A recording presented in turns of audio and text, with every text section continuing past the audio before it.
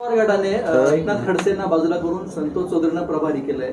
यावर तुमचं काय मत? कुठे कुठे जळगाव महापालिकेसाठी शरद पवार राष्ट्रवादी प्रभारी होते, त्यांना बाजूला संतोष चौधरींना प्रभारी केलं. आमच्या खडसे साहेबांना बाजूला केला. प्रभारी म्हणून जेव्हा खडसेंना डावललं बोल काय. अरे बापरे, एवढा सक्षम नेते आणि त्यांना कसं काय डावललं मला माहितीच नाही.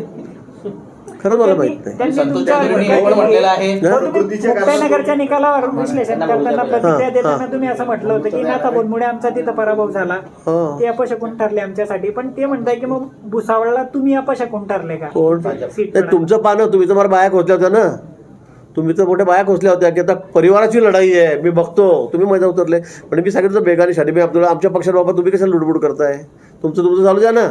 तुम्ही कशाला स्टेजवर बरोबर कमळ कमळ सांगताय सगळ्यांना कमळाला मतदान द्या. आणि पक्ष म्हणजे काय परिवाराची कोणाची बांधलेलं आहे का? तुमचं परिवार आहे, तुम्ही वेगळे लढा, काय करायचं ते करा ना. आतून तुम्ही काही करा, पण तुम्ही असे जाहीर वाच्यता करून स्टेजवरून बोलतात. आणि काय बोंब पडली ह्याला? कोथळीमध्ये तुमचा सरपंच नाही, मुक्ताईनगरमध्ये तुमची नगरपालिका नाही, बोदवडमध्ये नगरपालिका नाही, दूध संघात मंगळदारांनी तुमची काय दाणाफाण करून टाकली तिथे 28 मतांमध्ये. हां, बँकेत तुमचं काय कुठे काय त्यांचं नेते म्हणतात स्वतःला आणले काय नगरपालिका निवडून?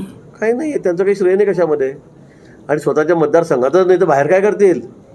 माझ्या मतदारसंघातही विधानसभेला येऊन गेले आता, पण काय कोण विचारतं यांना? कोण विचारतं यांना? आता फक्त मी मी मी मी मी मी करत झालं, संपलं ना आता सगळं. कुठे काय राहिलंय?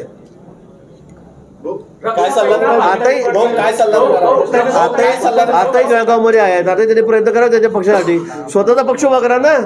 स्वतःचा पक्ष उभा करत नाही आणि आमच्या पक्षाचे तिकीट मागवले आणि त्याच्यावर सगळे आपले कार्यकर्ते राष्ट्रवादीचे उभे केले. हे कशासाठी करता तुम्ही? तुमचा पक्ष आहे ना तुमच्याकडे, मग कशाला असे उद्योग करता रिकामे? मुक्ताईनगरमध्ये आपण डॉक्टर खडसेंना पाठबळ दिलं नाही असं त्यांनी आरोप केलाय. म्हणून आता काय पाठबळ देतात? त्यांनी जेव्हा बोललं तेव्हा मी गेलो तिथे. पाठबळ मंत्री आहेत, तिथे खासदार आहेत. हे साहेब आमचे 8 वेळा 7 वेळा आमदार आहेत, मंत्री राहिले एवढे वर्ष, 15-20 वर्ष. आता अजून यांना काय पाठबळ देतात? आता ते ज्यावेळेला म्हणतात की खडसे परिवाराची लढाई आहे, तर आम्ही किती पाठबळ द्यायचं त्यांना? खडसे परिवाराची लढाई आहे म्हणजे या शब्दामुळेच ते पडलेत. म्हणजे प्रत्येक वेळेला आपली भूमिका बदलायची. आमदारकीला वेगळी करायची, मुलगी उभी राहिली की, खासदारकीला सुनवाई राहिली की वेगळी करायची, नगरपालिकेमध्ये पुन्हा वेगळी करायची. म्हणजे काय लोकांना तुम्ही गृहीत धरताय का? लोक वेडे आहेत की तुम्हाला वाटेल तसे तुम्ही चिन्ह बदला, पक्ष बदला, कपडे बदला, तसे पक्ष बदला त्याच्यात धडाधड. हां, लोक इतके दूधखोळे राहिलेले नाहीत. तुमच्या निष्ठा कुठे आहेत?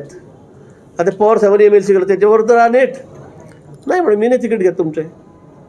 मग हे हे हे कसं काय तुम्ही असं करू शकतात? हे लोकांना पडणार आहे का? आणि कसे काय लोक तुम्हाला निवडून देतील? त्यांच्यामुळे आमच्या पक्षाचं नुकसान झालं त्या ठिकाणी.